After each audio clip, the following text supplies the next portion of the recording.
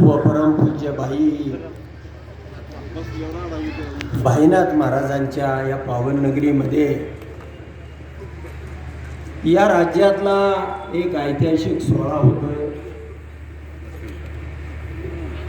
या ठिकाणी या राज्याला दिशा दिली जाते। सगळं जग भाजपकडे पळत असताना या तालुक्यातलं मातब्बर घराणं मोहिते पाटील आणि विरोधक मात्र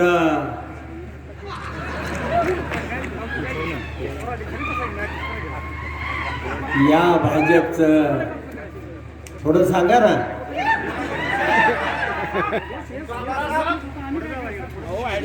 या राज्यातली सत्ता